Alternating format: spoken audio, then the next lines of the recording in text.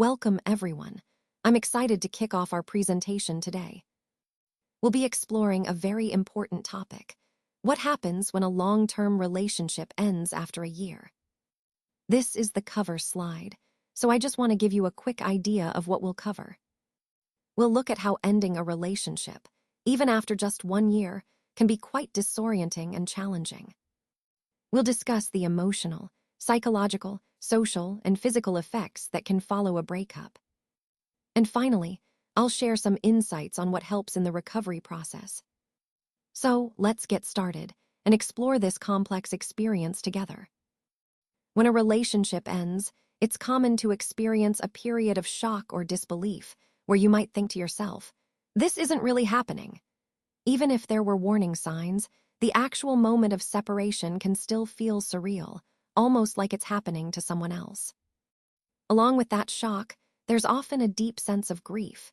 This isn't just about mourning the person themselves, but also mourning the future you imagined together, the routines you shared, and the hopes you had. Even if the breakup was mutual and amicable, there's still a sense of loss, because ending a relationship means saying goodbye to a part of your life. Research shows that even relationships of moderate length can have a significant impact on our well-being. After a breakup, many people experience declines in overall life satisfaction and increases in psychological distress. It's a normal and very human response to a major life change. Recognizing these emotional and psychological impacts helps us understand the importance of processing grief and seeking support as part of healing. Let's talk about loneliness and social dislocation. When a relationship ends, there's often a loss of regular emotional support. Even if friends or family are still around, the dynamic changes. Someone you once shared intimacy with is no longer in that role, and that can feel really different. You might notice shifts in your social patterns too. Activities that involved your partner, your shared routines, even your circle of friends, these can all shift or disappear altogether. It's a natural part of adjusting to this new chapter. This process can feel isolating, but understanding it helps us realize that these feelings are normal and part of healing. Recognizing this dislocation allows us to gradually rebuild our social connections and find new sources of support. When we think about how a breakup affects us, it's important to consider several relationship-specific factors that shape the impact. First, the quality of the relationship prior to the breakup plays a big role.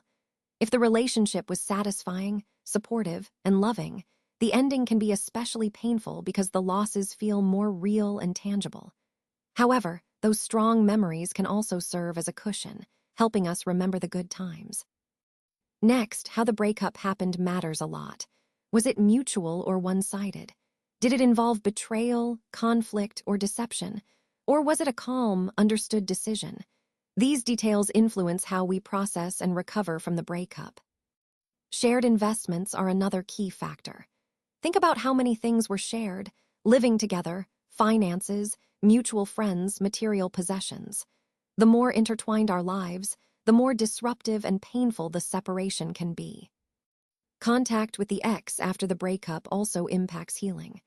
Continued contact often prolongs emotional pain, while cutting off contact can sometimes help us heal more quickly.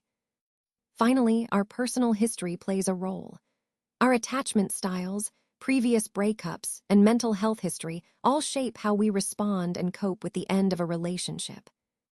So all these factors, relationship quality, how the breakup unfolded, shared investments, contact afterward, and personal history, interact to influence how severe and how long the pain lasts.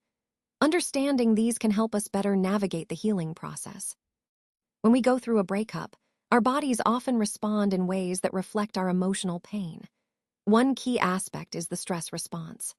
Breakups can trigger the release of stress hormones like cortisol, which is the same hormone our bodies produce during stressful situations. This hormonal surge can lead to physical sensations such as difficulty sleeping, changes in appetite, and feelings of fatigue throughout the day. Additionally, high levels of emotional distress can temporarily weaken our immune system, making us more vulnerable to illnesses. Some people even report physical symptoms like stomach aches and headaches, when they're going through this tough time. Sleep is another big factor. Many people experience insomnia or restless sleep, often because their minds are racing with thoughts or worries about the breakup. All of these responses highlight how deeply emotional pain can manifest physically, emphasizing the importance of taking care of our overall health during challenging times. This connection between emotional and physical health underscores the overall theme that emotional distress affects us on multiple levels. In this slide, we're looking at some of the social and behavioral changes that can occur during difficult times. One common change is social withdrawal, where a person might start pulling away from their social life. This could mean avoiding shared friends or steering clear of activities that remind them of their partner. It's a way of coping, but it can also lead to feeling more isolated. We also see changes in productivity. Things like concentration, motivation, and work performance often suffer. When someone is going through emotional distress, staying focused on daily tasks can become really challenging. Now, it's important to recognize the possible coping behaviors people might adopt. Some may turn to distractions like hobbies or travel to temporarily escape their feelings. Others might resort to less healthy habits, such as excessive drinking, obsessing over social media, or even engaging in rebound relationships. All of these behaviors are attempts to manage the emotional pain, but understanding them helps us better support those going through such changes. These shifts tie back to the overall theme of how emotional distress impacts our social and behavioral functioning. Let's talk about how healing often unfolds over time. While everyone's experience is unique, there is a generally typical trajectory that many people go through. In the initial stage, which can last from the first days to a few weeks, you might find yourself feeling confused and overwhelmed. Emotional pain is intense, and it's common to cry, have trouble sleeping, and find yourself constantly thinking about your ex. As you move into the next phase, usually within the first month or two, your emotions tend to heighten. You might feel anger or engage in bargaining thoughts like, if only I had done this differently. Expect to experience a roller coaster of highs and lows during this period. Between months 2 and 6, there's a process of adjustment. This is when you're learning to live without regular contact or shared rituals.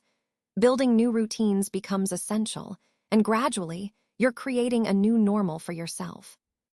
From around 6 months to a year, or even beyond, acceptance and integration take hold.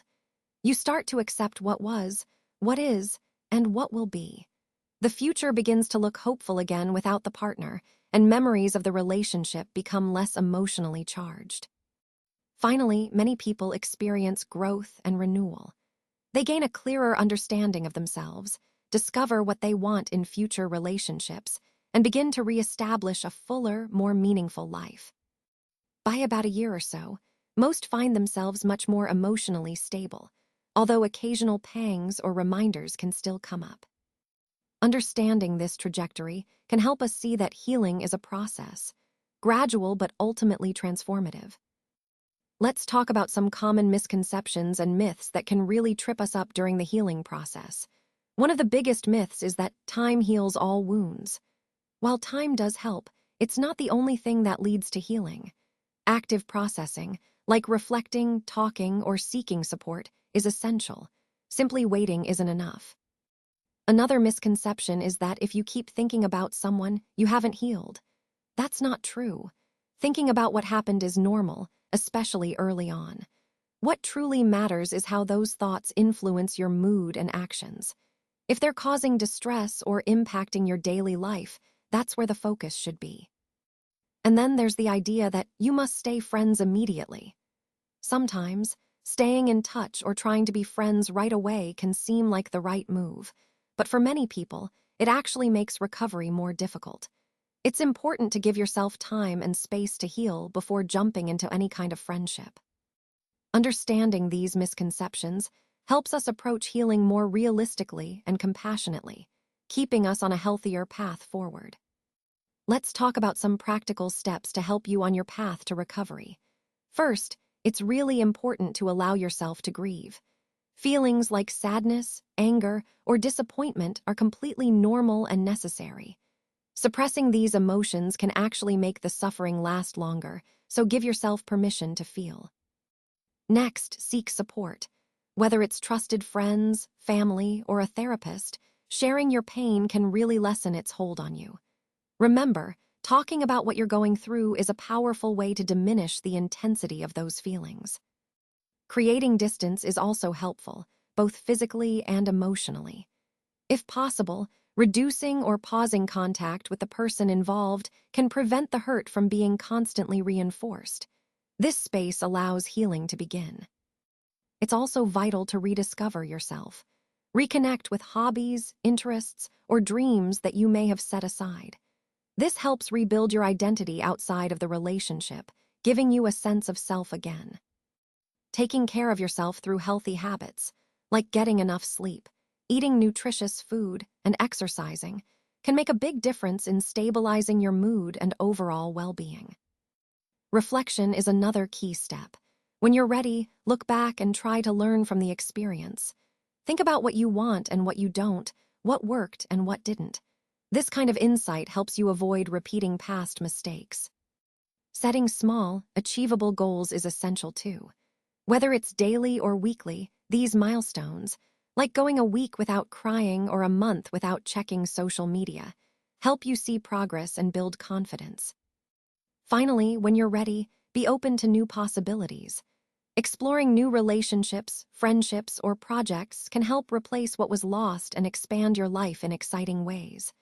Remember, recovery is a gradual process, and each step brings you closer to healing and growth. So, in conclusion, a breakup after a long-term, year-long relationship can really bring a whirlwind of emotions: pain, loss, confusion. It's completely normal to feel overwhelmed. But at the same time, it also opens up new opportunities for growth and self-discovery. Remember, emotional healing isn't a straight path. It's often a winding road that takes time and requires self-compassion. As you go through this process, you might find that your sense of who you are, what you value, and what you want for your future begins to shift. And that's a good thing. Ultimately, many people emerge from these experiences more resilient, more self-aware. Sometimes, they even feel grateful for what they had, even if it didn't turn out the way they hoped. It's about finding meaning and strength in the journey, and recognizing that growth often comes from our most challenging moments.